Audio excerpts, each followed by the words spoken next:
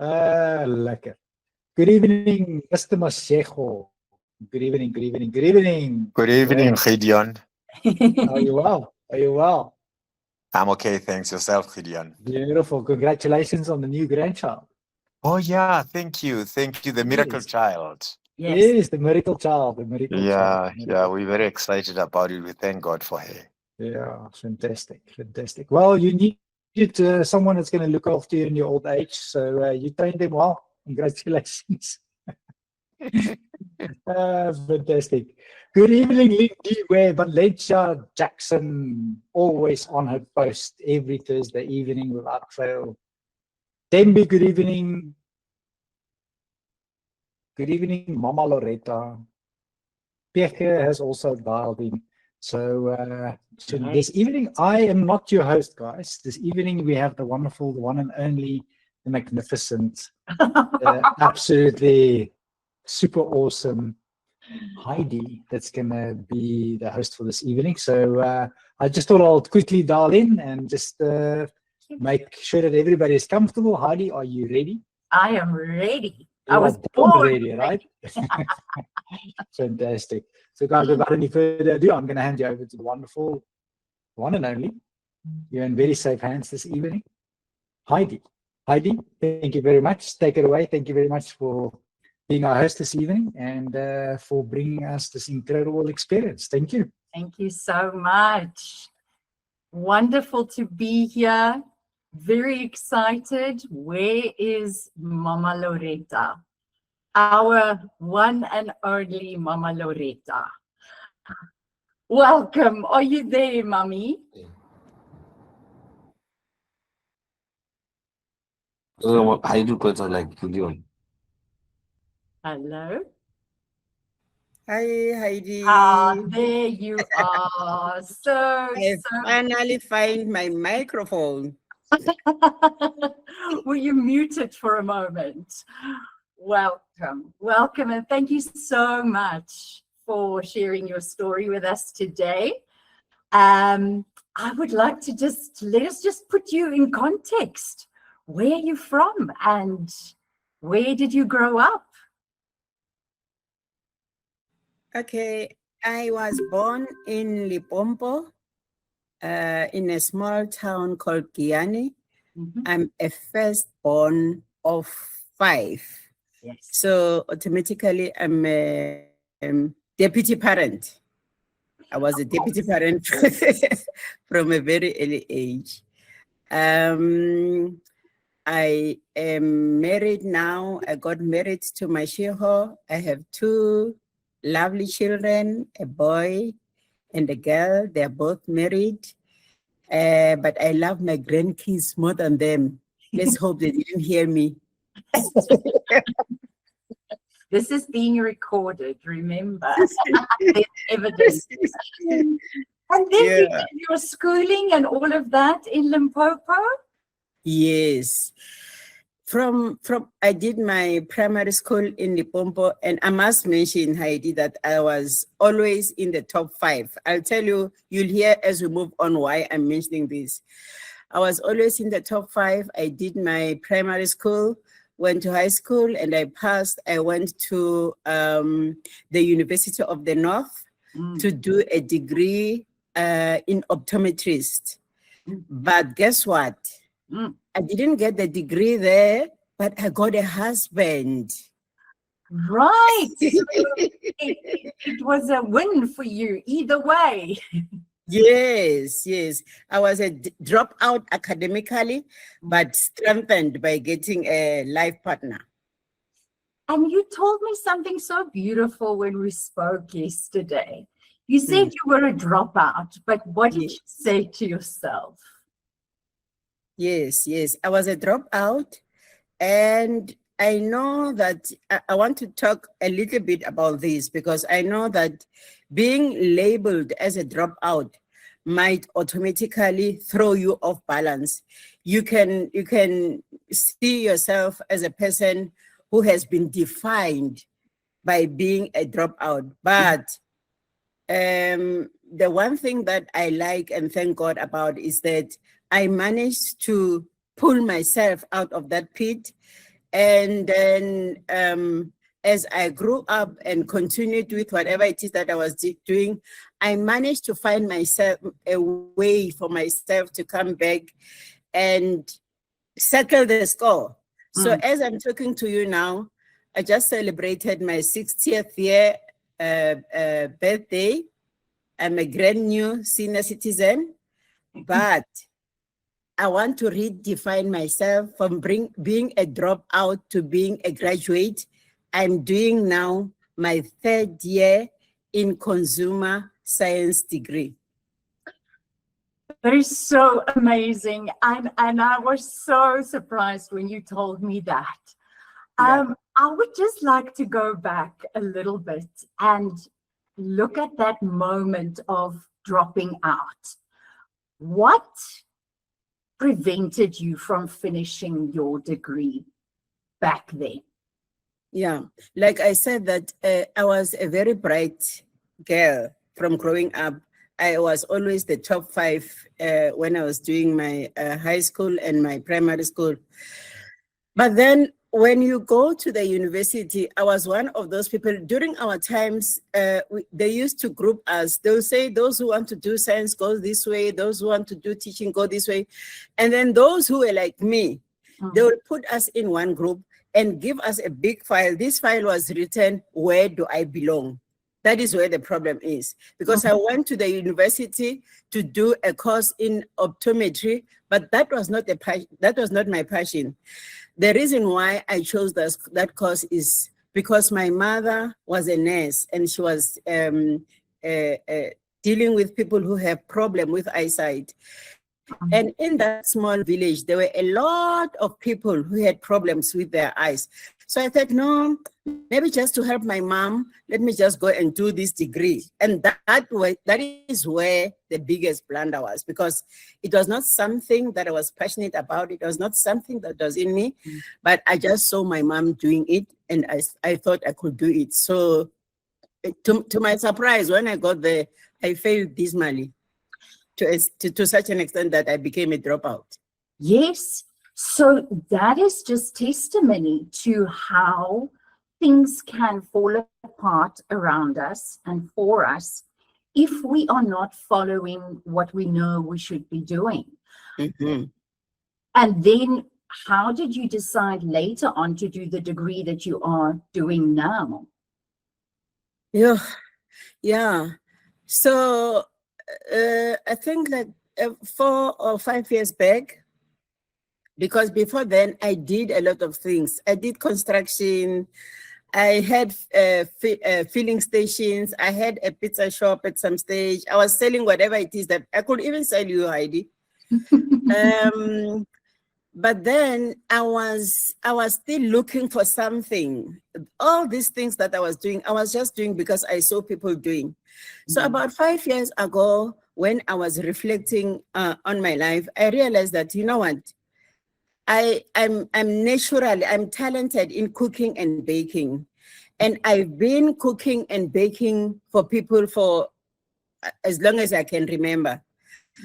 And then when I started to do the self-discovery course, I decided that for me to make an impact, I need to look into me, who I am, and establish something that is from within me. So I started to, I opened up a school where where I'm even now teaching people how to bake. The name of the school is Me to You. And as the name says, I realized that if I don't do that, all the skills that and experiences that I have are going to die with me because I'm getting older. So that's how I came into like giving myself.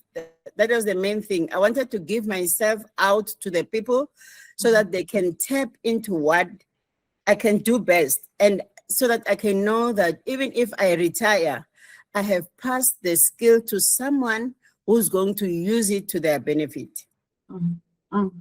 So your passion and your skill won't die with you. It will be passed on. Yeah. Yeah. And I'm pleased, Heidi, to say that from the students that I've taught already, most of them didn't have jobs. They didn't have money to put food on their table. And some of them have now started their own businesses. Some of them are now using the certificate that they get from me. They are getting employed at the bakeries in the mainline stores. So that gives me like satisfaction.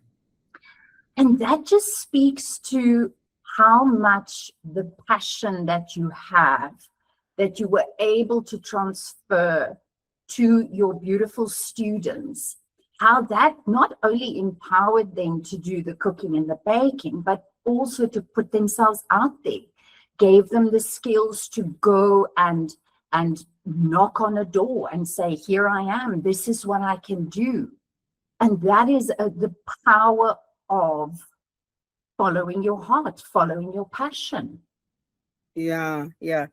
Because have you ever realized that there's a lot of people who are going to their jobs, but they're not happy with what they're doing.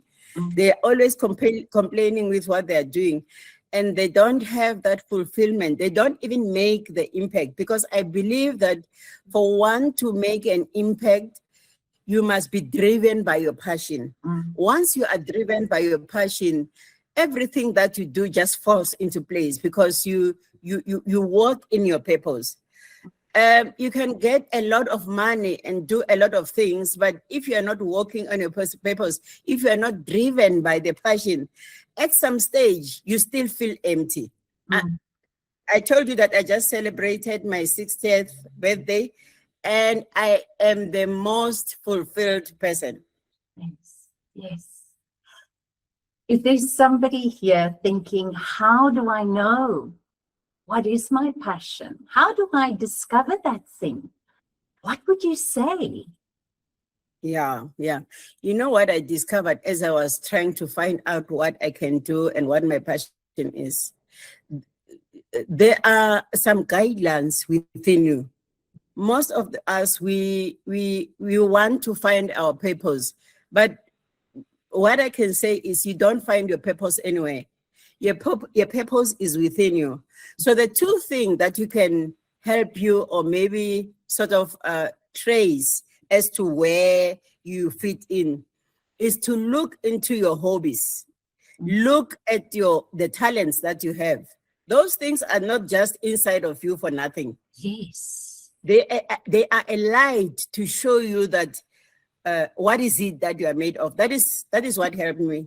I started to look into myself, and I realized, you know what, I like traveling, I like cooking, I like baking, and then I just focused on that. And when you start, it will not make sense, because most of the time, our talents, we take them for granted. We think, nah. More especially if your talent is something like baking or cooking. We all want to be these big people. But let me tell you something. You can only be big in what you were meant to be doing. Even if I would have gone and did that degree in optometry, I was not going to be big in that line. But now, the bread and the cakes, they're doing it for me. What is your favorite bread or cake? I have My to ask. favorite cake, let me see. I think my favorite cake is all the cakes that I do myself. Oh, you're going to have to invite me one day. Seriously. Yes. That is so beautiful. And it's really, for me, very important, the point that you mentioned, that our talents and the things that we're naturally good at, it's not just there for being there. It is your guiding light. It is your spotlight. It will show you the way that you must go. And not to be blinded by ideas or promises of only money or only a certain work environment that you want to be in, not to be guided by that per se. I have a niece who wanted, when she passed matric, she wanted to be a doctor. Mm. So she didn't get good results, and I happened to stay with her in my house. But as I was watching her, I saw this girl that she was very passionate as well about cooking. So I encouraged her to go to a hospitality school. Mm. As I'm talking to you now, she is abroad. She is working there as a chef. So you see how your passion, because every time she went to go and do her practicals, they all wanted to take her. There's a saying that say your gift will make room for you. Oh, yes, that's right. Yes, yes. All these other things you will do, but your gift is what is going to position you.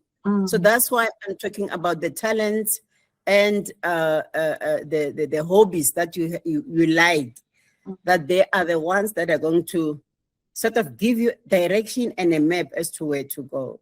That is beautiful. The one sentence that you said to me yesterday, which really stuck in my mind, was, I am not dropout material. Exactly. And that for me, it was so beautiful how that is testimony to your mindset of grit and determination and not giving up on yourself. When it came to the crunch, you may have been a dropout, and for the first year or 5 or however long after that, you did not let that one moment define you. Yes, yes. That was, I can say, one of my zero moments. But let me tell you something about a zero moment. Most of the people get stuck there because they think a zero moment is emptiness. But from experience, a zero moment is not emptiness. It is alignment. Ooh, yes. Yes. When you are there where you feel, it doesn't matter whether you failed and become a zero or whether life happened and you became a zero. What matters is how you respond to the situation that you are in. So if you're going to look at yourself and start victimizing yourself, pity-patting, you're going to stay there for long. But if you see it as alignment, then you are able to quickly think and find a way and be intentional as to how do I move from here. Talking about that zero moment of being a dropout, when I came back about 5 years ago and I wanted to go and do this degree in consumer science, because that is now me trying to do what I'm passionate about. I mean, no, you don't qualify to do a degree. And I'm like, no one is going to tell me what to do. I know what I want to do. I know what is inside of me, and I'll do what I want to do. They said, I asked them, why can't I qualify to do a degree? Because when I passed my matric, I was admitted at university, and they said the education system has changed and you no longer qualify. I said, I'm like, okay, now I must become a hero on this one. Yes. So I find a way that will take me to do the degree. So what I did, I applied to do a higher diploma.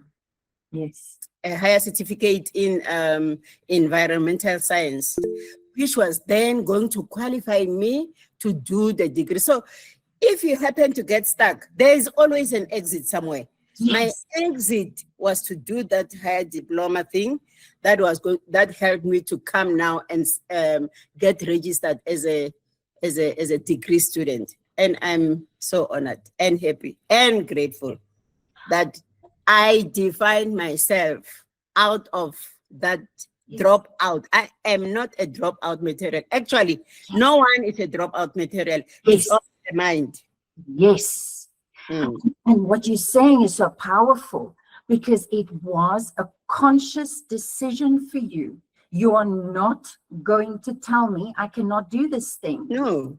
I'm not going to take no for an answer. I am going to make a plan to get around this obstacle right now.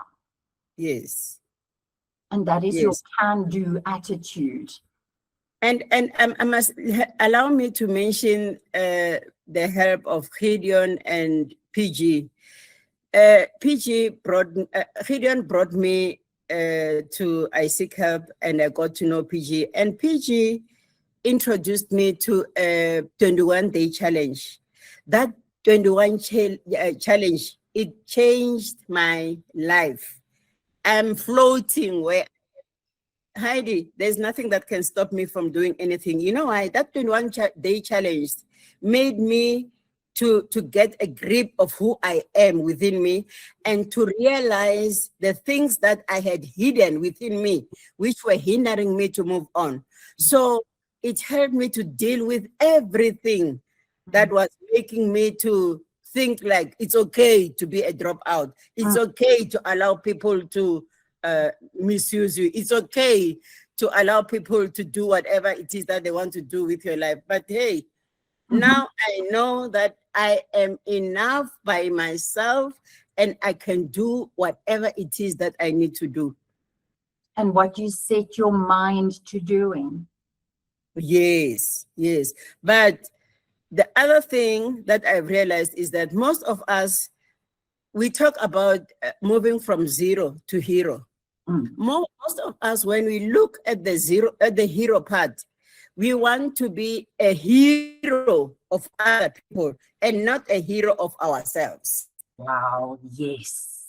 Yes. So that is the one thing that will make you not to be a true hero if you concentrate on being a hero of other people.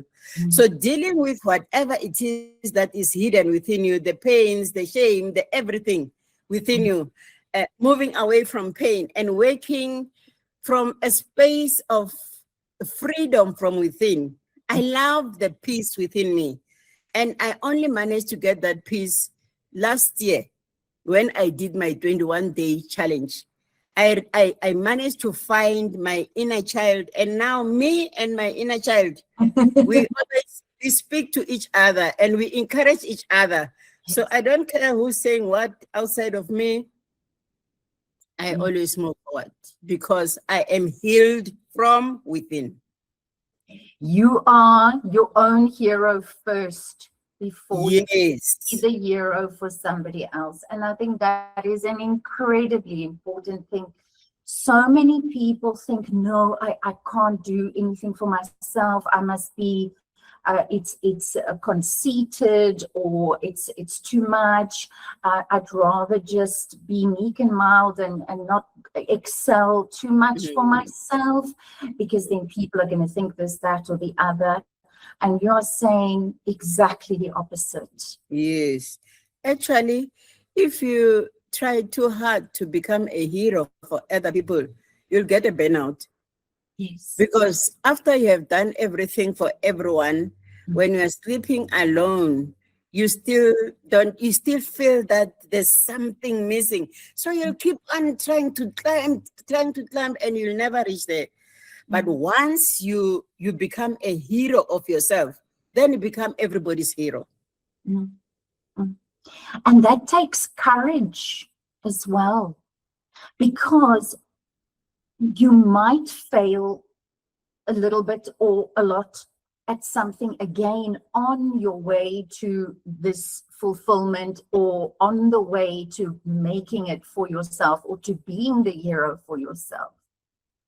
What do you think about that idea of being scared to commit to what you want to do and what you know in your heart you should do, but maybe I'm afraid that I'm going to fail? You know, I failed so many times in my life, and I'm grateful for all those failures, because they were greatest lessons for me. I did mention that I married, but at some stage, my marriage was like, I felt like everything was coming to complete standstill. I felt like I've hit the rock bottom in my marriage. I felt the failure. It was like tangible. But what realigned me is to sit down and look into me. if once you start blaming other person, you will not move on. So what helped me is to sit there and look as to what is it that I can do better to make my life to be better. And I'm thankful because my husband also came to the party. We all allowed ourselves to work on our marriage. But before working on our marriage, to work on ourselves. Oh, yes. And that, yeah, and today we are still together and we are now helping other couples to be able to work together, because sometimes there are things that happen. Life happens, Heidi. Life happens, everyone. There are things that are going to happen to you, but you need to find a way of how to deal with it. Don't just take it that it happened to me, so this is it. I'm not saying whoever have failed in their marriage was stupid or anything. What I'm trying to say is that always try to give yourself that room of bouncing back from whatever failure that you are facing. Yeah, there's a lot of things that I did, my businesses that have failed, but guess what? I'm still doing businesses even today. Yes. Yes. I will never allow, fear will always be there. I was telling you just before I came here that, oh, I'm feeling a little bit anxious about this thing. But I have learned that even if I feel anxious, even if I feel fearful, if I have to do something, I have to do it. There's something that I've learned again from Isaac Herb, that the greatest motivation for yourself when you feel the fear or you want to shy away is just to step into action. The action that you take is the one that is going to give you the motivation. But if you're going to sit and wait for motivation to come, it will never come. You need to step into it. And then as you step into it and start doing whatever it is that you're doing, you get more motivation and that fear fades away. And that is so true. Motivation is never going to come knock on our door. Never. It's not going to happen. The best motivation is getting started. Yes. Put Yes. one foot in front of the other. And what I'm also hearing is, and this is so special for me, with all your failures, you turned it into an opportunity to help, to grow, to give to others.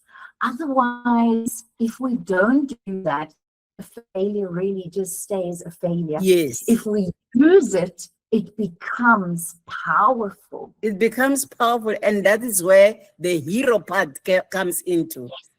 You see, because now this thing that I came into, it was meant to make me a zero. But I took that zero and turned it and learned from it. And I started teaching other people so that they don't reinvent the wheel. So that they can avoid some of the mistakes that I did. And that's now making me a hero, you see.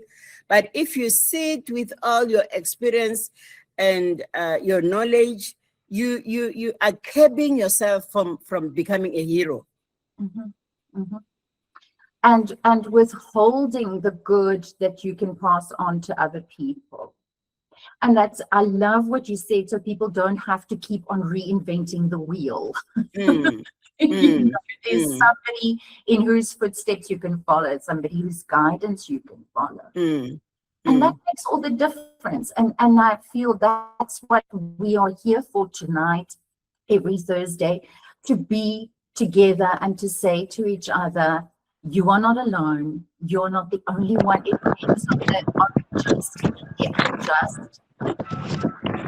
I need to, Mama. Oh, there you are. It rains on the just and the unjust. And take it from there, go forward. We in this together. Thank you so much. Yes. Mama, Lauretta, I want to talk to you about the medical issue that you had and how you overcame that. You see how many zeros came to my life. You see how many failures. So about 25 years ago, I was diagnosed with breast cancer. I remember we're still living in Cape Town. If I knew where that doctor was, I was going to go back to him and say, ta-la-la, look at me, doctor, I'm still alive. Because that doctor told me to my face that I was going to die by then. I'm talking about more than 25 years ago. I did the chemo, I did everything, and I'm very thankful to my husband and my kids. My kids grew up at a very early age because they had to take care of me at a very early age. And it came back to me now. Now I have to take care of them. I'll tell you the story later. So that doctor told me that I was going to die. And again, it's the matter of the mind. So I read the Bible. My Bible told me that I was not going to die. I was going to live and profess the goodness of the Lord. So I stood on that word. I told myself that I was not going to die. I was going to live, and I was going to still tell of the goodness of the Lord. I was still going to help a lot of people. Look at me now where I am. Because of that belief that I had that time of saying I was not going to die. Today I have a school where I'm helping people. Today I'm a paradigm practitioner where I'm helping. Today I've helped a lot of couples to reconcile or to find their way in their marriage. But it all started there when they told me that my cancer was going to kill me. If I had allowed that thought, I would be dead by now. Yes. But I'm still alive. I'm not a ghost, Heidi. I'm a real person. I'm still alive, and I'm still going strong. That is amazing. And it's the same as when you didn't finish your degree, the optometry degree that you went for. You said, no, this is not me. I'm not dropout material. Yes. This is not me. I am not dying now. I have got so much to live for. I've got so much to give. Yes. And talking about living for long, Heidi, I have a daughter who was diagnosed with lupus about 4 years ago. The doctor, I think they told her 5 times that she was dying. And because of what I experienced, and because I saw the positive thinking in me, pulling me through and making me to live up to here, I was able to help my daughter. When she felt like giving up, or she felt like now she was being useless or something, from the experience that I got when I was sick, I was able to encourage her. The doctors told her that her body, she had this disease, it's called an immune system, something, Yes. but fighting with the muscles. Their muscles were very weak. She was even told that her body was not strong enough to carry her, let alone carrying another human being. But let me tell you something. Today, I have a miracle grandchild. Boo, boo, boo, boo. From that, you see, it all started back then when I encouraged myself, and I knew that encouraging myself works. Now I was able to encourage my daughter. She's now well. She even gave birth to a healthy, bouncing baby girl. I'm just going to mention my daughter that I've encouraged, but there's a lot of people that I've encouraged through my beating the cancer. And I've a lot of people moving forward, because even the sicknesses, it can be a sickness with a big word, but if you can conquer it in your mind, it's easy for you to beat it. That is so powerful to know how strong our minds really are. Because my brother also had cancer stage 4 for 10.5 years, and he lived a very full life. And his mindset was also very strong. It is, I am here now, I'm here today, I am strong today, I'm going to make it through today, and then today is finished, and then tomorrow it's the same. And before you know it, it's your way of thinking, which becomes your way of life. With me, as I think, I don't know whether helping people out of their sicknesses is part of my, but it looks like that. Because another story, my husband once had stroke. He was like paralyzed, the half of his side was paralyzed. And from what I learned and from what I saw when I got out of the cancer thing, I decided when he was lying in hospital, I decided, no, I'm not going to cry. I'm not going to speak negatively. He could not speak. So I'll take, I don't know what you call them, like these small tape recorders. I'll take those things and put it on his ear and play like positive things just to make him to come back to life. And that really helped, because every time, instead of listening at people who would come, and I didn't allow people who would come and say, oh, shame, in the room. No, I was sitting there guarding them. Once you start to talk negatively, wait outside. I'll see you outside. I only want people that are going to talk positively. And it helped him to come back to life as well. Yes, absolutely amazing. And he is healthy today. You are healthy. Your daughter is healthy. And it all started with one woman's mindset. Yeah. I think was before you had cancer, before that, even when that first university degree didn't work out, I think it started then. This is not me. I'm not sitting in this. I am not. I am not. And I believe each and every one of us, we are meant to win. Yes. Nobody, that's one of the big things in me, to help people around me to win. I don't give people money, but I help people to start something that will help them to make a living.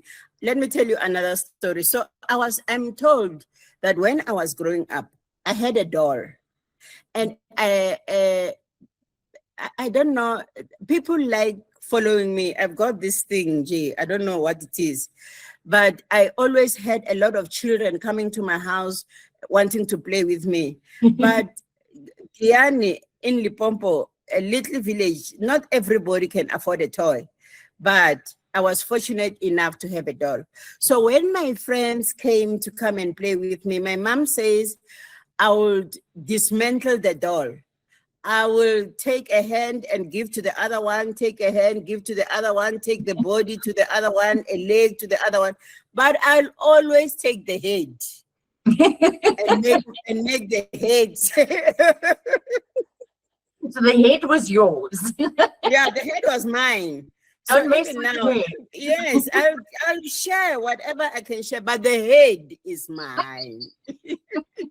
So it's something that is in me to help the people around me. So sometimes, when you do that, that saying that no good thing go unpunished. Sometimes when you do that and try to help everyone around you, people take you for granted. People think that you are an ATM that they can just come and towitza. People think they can just get away with it and just sit down and wait for you to hand everything to them. I must say, those that know me, I'm a very, very, very strict person, but at the same time, I'm a very kind person. So I like encouraging people not to settle for what they can get their hands on, but to always aim for more. I don't like a person who will be here next year, this year, next year you are still here. The third year, no. There has to be progress in our lives each and every time. We get better all the time. And the one thing that I also want to tell our audience is that sometimes when you become a zero in one area, when you try to bounce back, you try by all means to become what you were previously. That is the biggest mistake that you can do. That version of yourself is gone. Never ever try to become who you were. Try to build the new you and to walk on the new path, and use all the experiences and the mistakes that you made to become the new you. Then you'll enjoy your life. The new and improved version.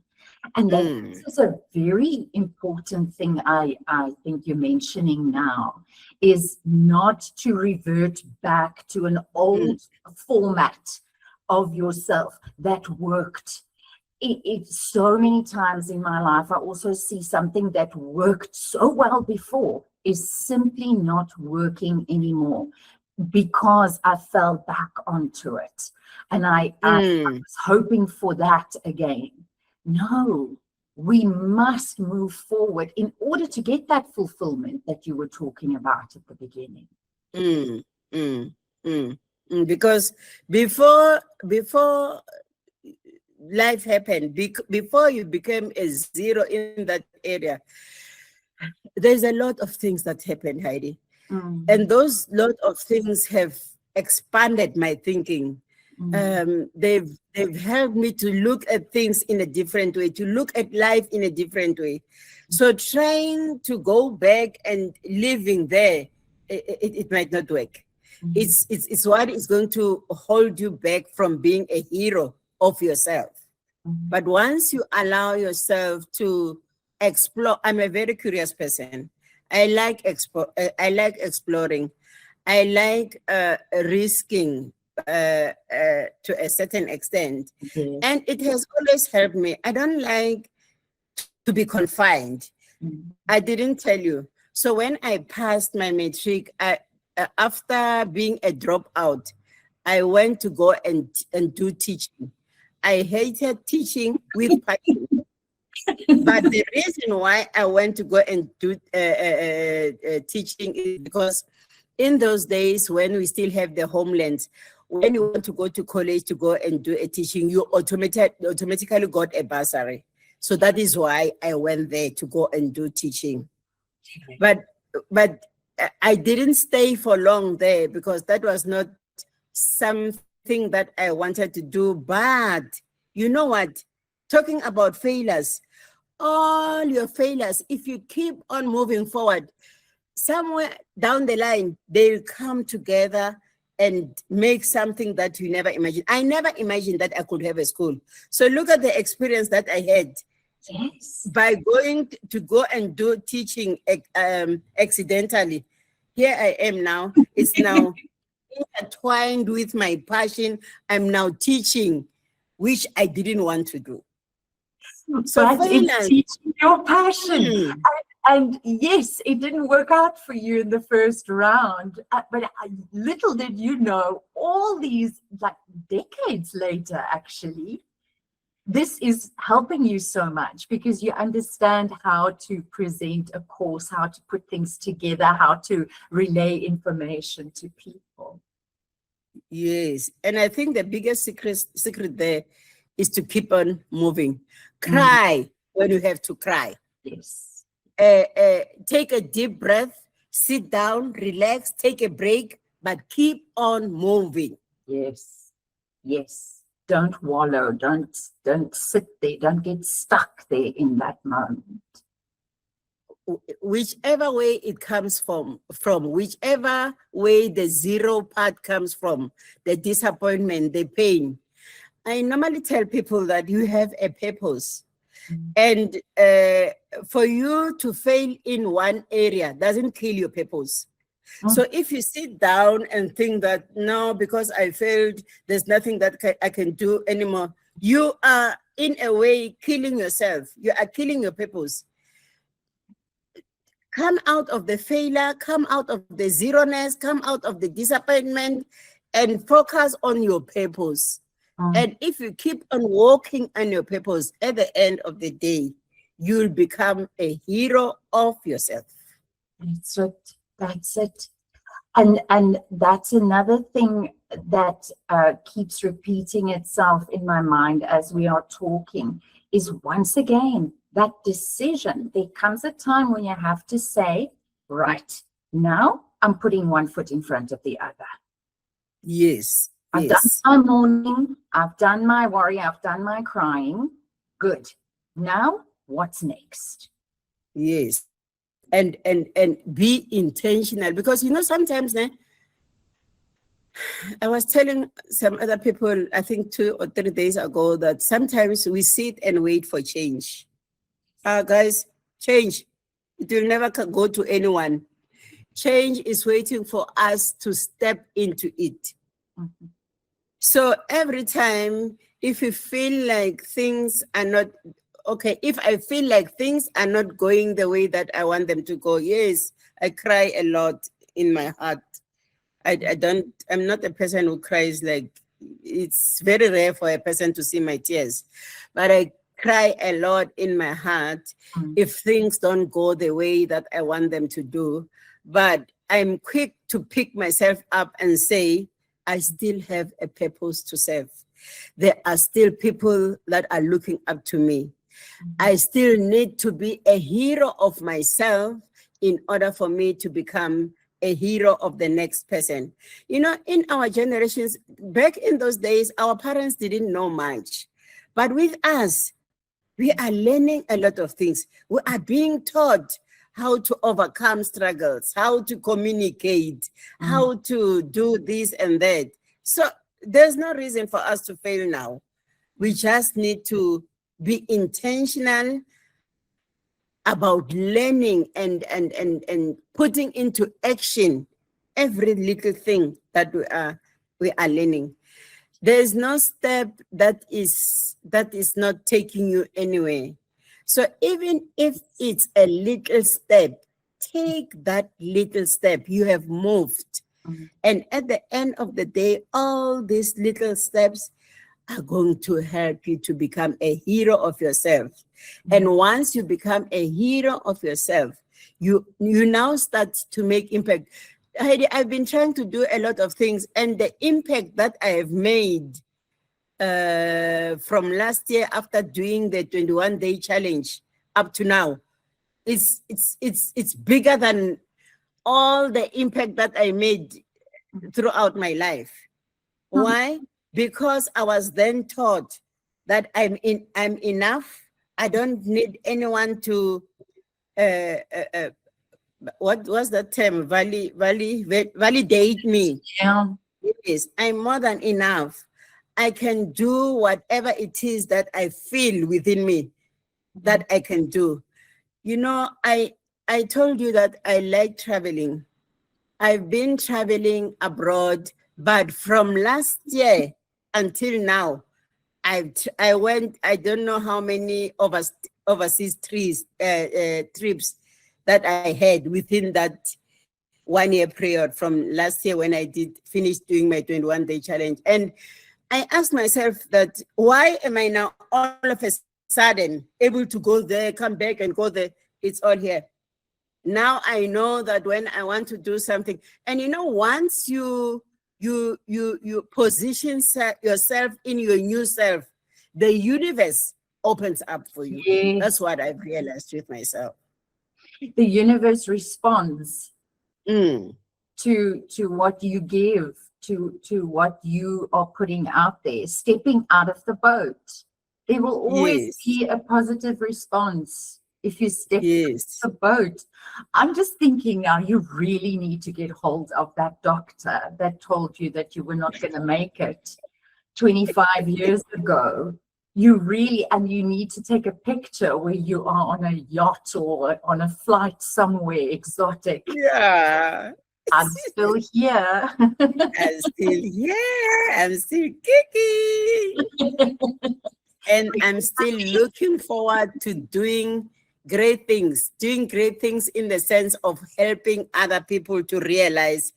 One of the reasons that made me to open the school, besides teaching or giving the skill to whoever come to the school, is to make them to realize that they can I can help them to unravel themselves, for them to find themselves. I think that is the key thing. If you don't find yourself, it's very easy for things outside of you to make you to lose focus. Yes. But once you have found yourself and you know where you are going, you know what you want, your passion will always push you into ways and things and people that will help you to grow yourself and to become a better version of yourself. Yes. I see my son is also here. Hi, Rati. Wonderful. Yeah. You've got such beautiful family support here. How do you unravel yourself? If somebody is sitting here listening, how do you do that? Where do you start? Unraveling yourself goes back to finding out who you are. We call it self-discovery. That is where you come to realize who you are. You know, I used to think, because most of the people used to say, when I talk, I don't listen to people. I'm abrupt when I talk. But like I said, as you move on and learn all these things, you become aware that you are not abnormal in any way. Because at one stage, I didn't want to talk to people because I thought, I'm not thinking like other people. I'm not doing things like other people. And I wanted to change myself to become like other people. But now, because I know that I am me, I am unique, I do things my own way. If you are not happy about it, sorry, it's your problem. Me, this is who I am, and this is how I do things. Exactly. Because if you're trying to be like somebody else or be somebody else, you will always be the second best version. Whereas if you're doing yourself, then you'll be the best version. Because exactly. And you don't impact anyone. I tried it, it didn't work. I know. It was only when after doing that 21-day challenge, where I was in touch with myself and started being myself, where I'm now starting to make a lot of impact. Sometimes I get surprised at myself as well, that what is it that I'm doing right, which I didn't do before. And the only thing that I can think of is that now I've started to live an authentic life. And that life is affecting a lot of people. The authenticity, that's when, and just to have maybe that moment or that short time of discomfort for us, if you're not used to living your authentic life, being your authentic self, being the true version of yourself, it takes a moment of discomfort and courage.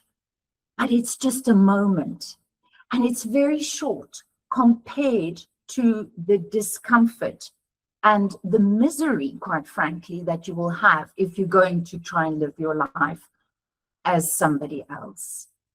Yes, and I must be quick to say again, Heidi, that discovering yourself and choosing to live an authentic life doesn't mean that you go around and overstepping on everybody else. Absolutely. But it also means that now you start to realize that, oh, okay, I'm like this, and there are other people who are different from me that I also need to accommodate in my life. So I find a way of accommodating other people, but still having boundaries to protect myself. Very important what you are saying now.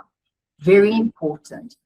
Setting the boundaries, knowing what they are, knowing what you stand for inside of you, what your values are, what you will accept and what not.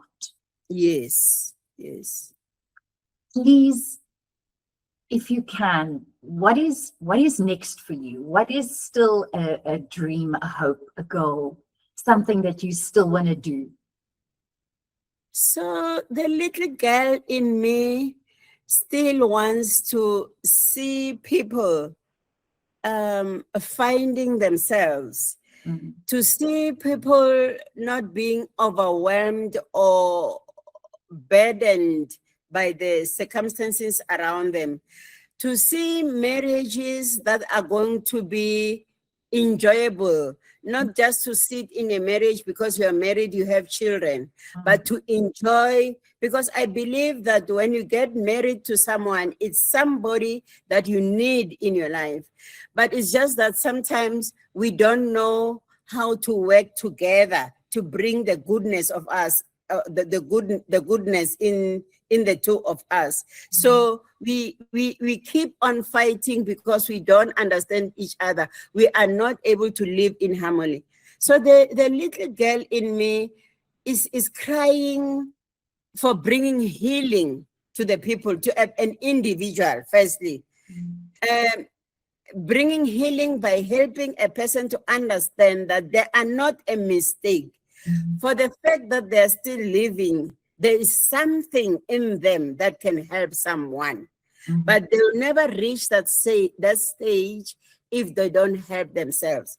So my passion is to help whoever it is that I can influence, if I can use that way, to be happy with themselves, to find healing, to find and decide and intentionally walk in their purpose. And in doing that, the little spark there from me, the little spark from Heidi, the little spark from Smangaliso, when they come together, they're going to bring a big fire. And I love to live around happy people. I don't like grumpy people. That is, wow, you just warm a person's heart. It's really because of the passion and the fire you have and the courage to just be who you are. Yes, be who you are. I think for me, the thing that I will take away, you've said so much and there were so many beautiful things, but the one thing that really stands out for me tonight is what you said, is that failure does not kill your purpose. It doesn't. It doesn't. Otherwise, I would be out by now. I had a lot of failures. But hey, no one is allowed to fail in my family. And no one in this meeting, because you heard what I said, no one is allowed to fail in the meeting. Deal. Yes. Everybody, deal. It was an absolute joy and a privilege to speak to you tonight. And I wish for you, and I know that I don't even wish to you this, it's going to be a beautiful, beautiful, rich future ahead of you still. It's like the latter days are really better than the former, right? Yes, And yes. you are I'm already feeling them. Those latter days. Those Yes. latter days are gonna be loud and clear. It was a pleasure. Thank you so much. Thank you so much, Heidi. It was a Appreciate it. good, enjoyable moment to be with you. I don't see all these other people, but just being here with you, actually, I feel so revived just by talking with you. I feel like I can just go on and on, not talking, but doing what I can do best. Oh, that's beautiful. And let me tell you, you've given us, judging by all the reactions on the screen, you've given us just such a hope and a fuel injection to tackle what we have to tackle. And Yes. failure does not kill your purpose. It doesn't. And whatever it is that has kept your passion or your dream, age is just a number. You can still do it. If I manage to go back and do my degree in my go-go years, there's nothing that can stop us. Let us keep on pushing. Let us keep on moving forward. Let us keep on following our passion. As long as we're still alive, we need to act like people who are alive. Absolutely. Act like you're alive, because you are. Thank you Yes. so much, Ma. Thank you. Thanks. Thank you so much. And thanks to everyone that gave themselves time to come and listen to me. I hope I managed to put that little spark within you for you to go and encourage yourself. I know you guys here are all heroes, but I just hope I've managed to put that spark to help you to become even more of heroes. Thank you. Thank you so much. Have a good Okay. night, everyone. Thank you. Ma. Bye, everyone.